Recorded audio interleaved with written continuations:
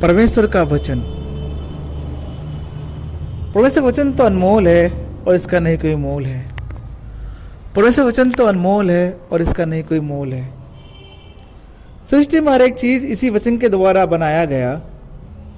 सृष्टि में हर एक चीज इसी वचन के द्वारा बनाया गया और ये वचन देहधारी होकर मनुष्य के रूप में लाया गया। इसी वचन से मनुष्य के सारे अंधकार और पाप छुड़ाया गया। इसी वचन से मनुष्य के सारे अंधकार और पाप छुड़ाया गया और यही वचन उद्धार के लिए क्रूस पर चढ़ाया गया और यही वचन हमारे उद्धार के लिए क्रूस पर चढ़ाया गया। यही वचन तीसरे दिन मर के जी उठा। यही वचन तीसरे दिन मर के जी उठा और शैतान और उसकी मृत्यु को हरा दिया और शैतान और उसकी मृत्यु को हरा दिया। ये वचन स्वर्ग में चढ़ गया हमारे लिए जगह तैयार करने को।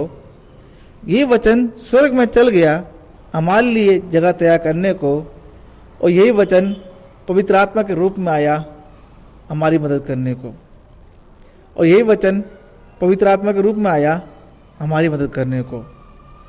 अब जो करता प्रभु के वचन में विश्वास है, अब जो करता प्रभु के वचन में विश्वास है, उसके लिए हर एक काम आसान है।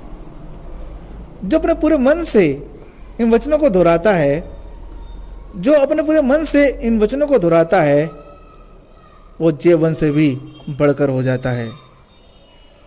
एक बात जो अब हम सब के लिए खास है, एक बात जो अब हम सब के लिए खास है, वो ये है कि प्रभु यीशु मसीह का वचन हम सब के लिए उद्धार की बात है। वो ये है कि प्रभु यीशु मसीह का वचन हम सब के लिए उद्धार की बात है। एक दिन दुनिया का अंत होगा, एक दिन दुनिया का अंत होगा और इसी परमेश्वर के वचन से हमारा न्याय होगा और इसी परमेश्वर के वचन से हमारा न्याय होगा। इसका नाम तो परमेश्वर का वचन है, इसका नाम तो परमेश्वर का वचन है और हम सबको इसी वचन में जीना होगा और हम सबको इसी वचन में जीना होगा। मेरे प्रियो, आज हम सबके पास परमेश्वर का वचन है, पवित्र बाइबल है, पर हम कितना उसे गंभीरता से लेते हैं, कितना हम प्रभु के वचन पर ध्यान देते हैं, कितना बाइबल को पढ़ते हैं, कितना गंभीरता के साथ हम वचनों में जीते हैं। जरा सोचिए कि वचन कहता है आकाश और पृथ्वी टल जाएगी परंतु प्रभु का वचन कभी नहीं टलेगा। आइए हम वचनों को पढ़ें, वचन में जिए ताकि वचन उद्धार पाएं। वो आप सबको आशीष दे। सबको जय मसीह की।